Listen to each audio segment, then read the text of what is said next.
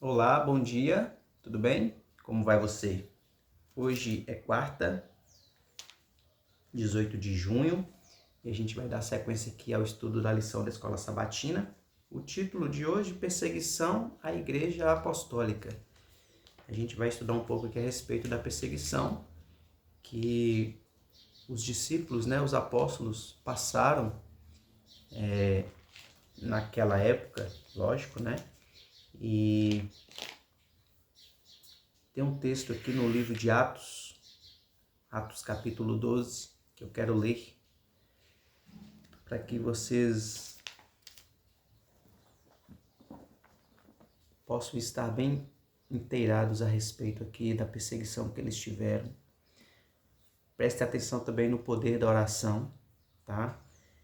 Prestem atenção aqui que às vezes também a gente pode estar orando sem ter aquela fé de que de fato a coisa vai acontecer, aquela coisa que a gente está pedindo por meio da oração, mas que Deus ainda assim nos responde e nós ainda nos admiramos por Deus nos responder de acordo com os nossos pedidos de oração. A gente ainda fica assim admirados, nossa, ele respondeu, como se faltasse fé.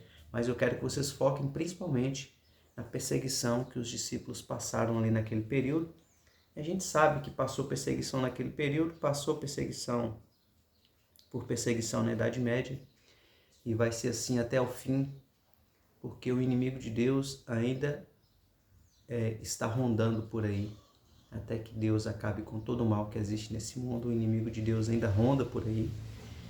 Mas a gente logo sabe que logo essa perseguição terá fim. E o texto diz assim: por aquele tempo, mandou o rei Herodes prender alguns da igreja para os maltratar, fazendo passar a fio de espada a Tiago, irmão de João. Ou seja, o rei Herodes mandou matar Tiago aqui. Vendo ser isto agradável aos judeus, perseguiu, prendendo também a Pedro. Ou seja, os judeus, o povo escolhido por Deus naquela época, se agradaram por ver Tiago ser morto. E Herodes, percebendo que isso agradou o povo, mandou prender também Pedro. E qual era o intuito de Pedro? Para Pedro, eram os dias dos pães asmos. Tendo feito prender, lançou no cárcere, entregando a 4 escoltas de 4 soldados cada uma, para o guardarem, tencionando apresentá-lo ao povo depois da Páscoa. Ou seja, a intenção era ficar com Pedro ali até após a Páscoa, mostrar ao povo e matar também Pedro ali. Pedro, pois, estava guardado no cárcere, mas havia oração incessante a Deus por parte da igreja a favor dele. Quando Herodes estava para apresentá-lo, naquela mesma noite, Pedro dormia entre 2 soldados, acorrentado com 2 cadeias, e sentinelas à porta guardavam o cárcere. Eis, porém, que sobreveio um anjo do Senhor e uma luz iluminou a prisão. Eu dei um pause aqui, porque estava vindo um caminhão do lixo, e ele ia parar aqui, parou aqui em frente de casa, porque tinha bastante lixo aqui que foram reunidos, E aí ia ficar fazendo barulho, e aí eu resolvi parar para não atrapalhar a gravação. Mas enquanto eu estive lá fora, abrindo parênteses aqui, tá um tempinho chuvoso aqui, sabe? Tá chovendo, e eu saí lá para ver se ia demorar, e eu vi os meninos recolhendo o lixo para jogar para dentro do caminhão, e eu percebi no rosto deles, uns brincando com os outros, sabe?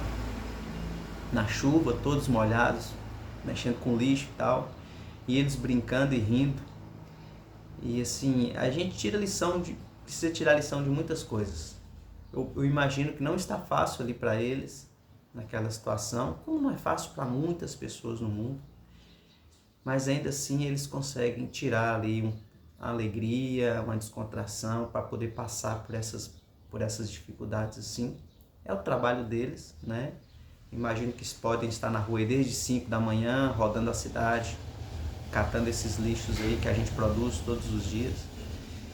E assim, primeiramente, para parabenizá-los, né? Parabenizar as pessoas que se dispõem a trabalhar nesses tipos de serviço assim, para que a cidade fique limpa e tal. Mas eu achei muito interessante eles mexendo com lixo, chuva na cabeça deles, todos molhados e uns rindo uns para os outros ali, né? Enquanto que muitas das vezes nós mesmos, para pegar os nossos lixos e colocar lá fora, a gente tem nojo de pegar no lixo, né? Nossa, vou pegar esse lixo e colocar lá fora. Às vezes tem aquelas larvinhas que a gente vai ter, ih, tá cheio de larva e coloca, que nojo. E aí vem o pessoal ali rindo, trabalhando e tal, um serviço insalubre desse, e ainda assim acham momentos ali de alegria para poder estar, talvez até um motivando o outro, né? Então que a gente possa também dar valor, né, para essas pessoas assim, especialmente, e reconhecer que a vida, ela não é fácil e que em breve Jesus Cristo vai acabar com toda essa lixaiada espiritual e essa lixaiada também nesse mundo. E nós estaremos todos reunidos vivendo num mundo perfeito novamente com Ele. Mas até isso, perseguição também haverá. Seguindo aqui com a leitura, Pedro estava preso entre dois sentinelas, o anjo toca nele, né? E diz assim: Pedro dormia entre dois soldados acorrentado, com duas cadeias, e sentinelas à porta guardavam o cárcere. Eis, porém, que sobreveio um anjo do Senhor, e uma luz iluminou a prisão. E tocando ele o lado de Pedro, o despertou, dizendo: Levanta-te depressa. Então as cadeias caíram-lhe das mãos. Disse-lhe o anjo: Cinge-te e calça as sandálias. E ele assim o fez. Disse-lhe mais: Põe a capa e segue. Então, saindo, o seguia. Não sabendo que era real o que se fazia por meio do anjo, parecia-lhe antes uma visão. Então, aquilo tudo que estava acontecendo ali para Pedro parecia ser uma visão. Ele não estava assim bem consciente do que estava acontecendo, né?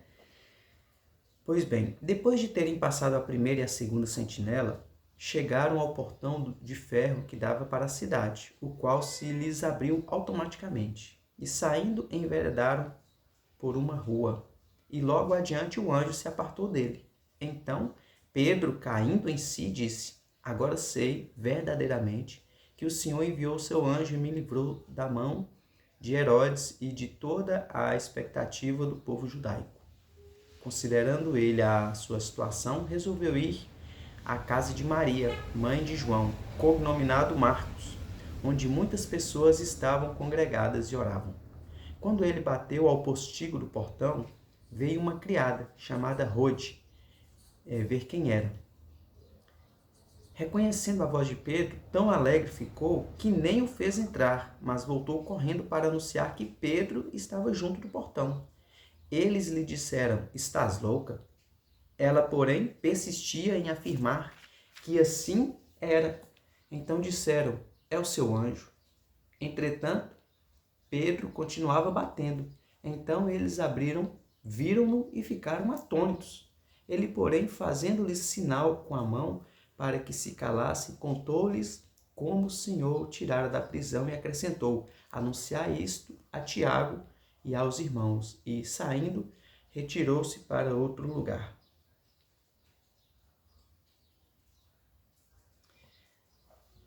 Veja só, Tiago, que não é esse mesmo Tiago aqui que Pedro pede para ser avisado, já havia sido morto, o outro Tiago já havia sido morto.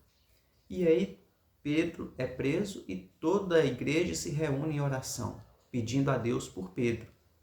E então acontece tudo isso que aconteceu com Pedro, né? Ele estava preso, aí o anjo toca nele, ele acorda, as cadeias se abrem, as algemas, né, caem das mãos dele, aí a porta da grade abre e ele vai passando e vai fugindo. O próprio Pedro estava ali sem entender o que estava acontecendo.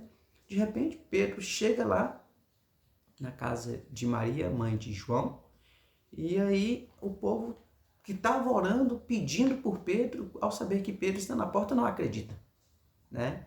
Muitas vezes também nós passamos por essa situação. A gente ora a Deus, pede pela libertação, pede pela cura e tal, e depois que acontece, muitas vezes a gente esquece de agradecer a Deus, porque a gente pode considerar, foi o médico, esse médico era bom, né? Orei a Deus, pedi, mas quem foi o médico? Foi aquele médico que fez isso. Né? É muito comum a gente fazer isso. Por quê? Porque a nossa fé é débil, a nossa fé é falha, né? A nossa fé é muito pequena. E a gente precisa trabalhar muito isso, inclusive, assim como o pai daquele menino endemoniado, que ele disse a Jesus, me ajuda com a minha falta de fé, nós também devemos fazer isso todos os dias e pedir a Deus que nos ajudasse, que nos ajude também com a nossa falta de fé.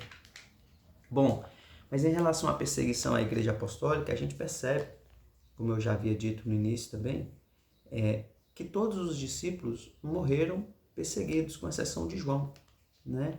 Ou seja, a perseguição, desde que Satanás foi expulso do céu, veio para a terra, perseguiu a mulher, que era a igreja, depois perseguiu a Cristo, depois diz que ia perseguir os restantes dos descendentes da mulher, até que Cristo acabe com todo o mal que existe nesse mundo, haverá perseguição.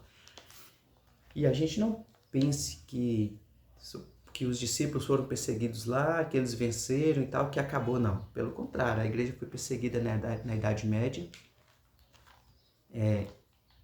sempre foi perseguida na época dos apóstolos e vai ser perseguida no tempo do fim também. Então, que nós tenhamos essa concepção, né, esse entendimento, para que nós também estejamos preparados e desenvolvamos a nossa fé, porque a gente vai precisar dela para estar de pé diante das provações.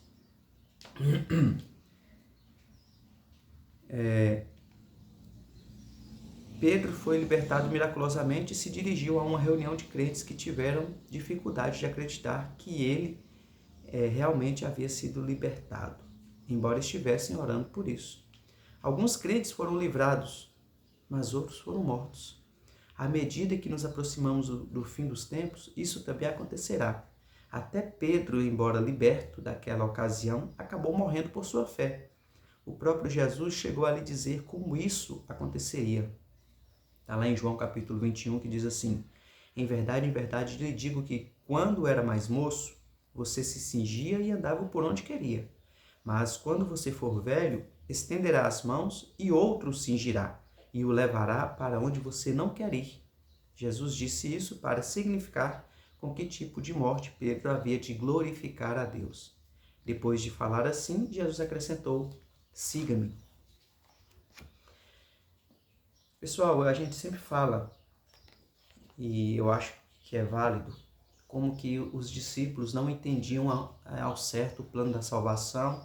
Eles acreditavam que Jesus ia reunir pessoas para a batalha e tal, e eles não compreendiam quando Jesus falava assim, não, eu vou morrer, mas vou ressuscitar ao terceiro dia. Eles deixavam isso passar e pensavam assim, não, isso não vai acontecer com o Senhor, longe de ti e tal, a ponto de Jesus repreendê-los várias vezes, né?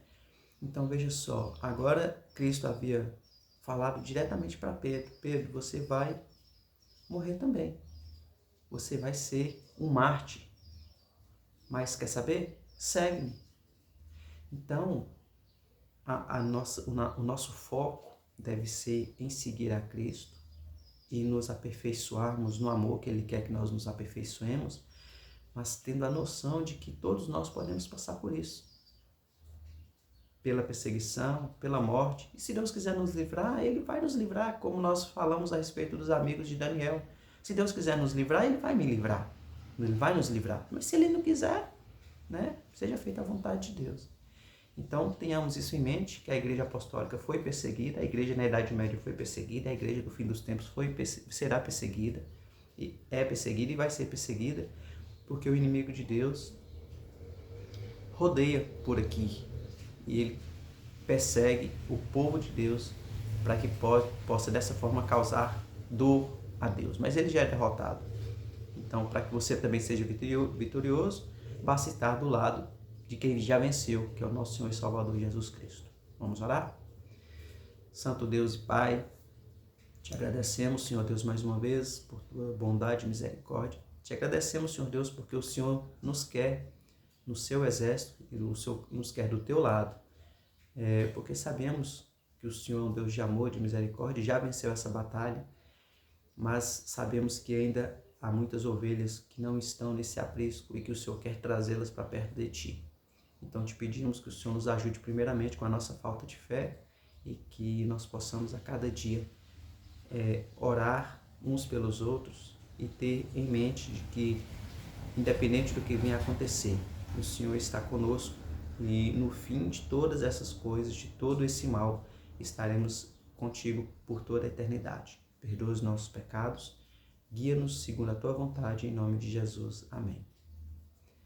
Então é isso. Fique com Deus, Deus te abençoe, você esteja firme na fé, sempre buscando a presença dEle e também estudando a sua palavra e a lição da Escola Sabatina.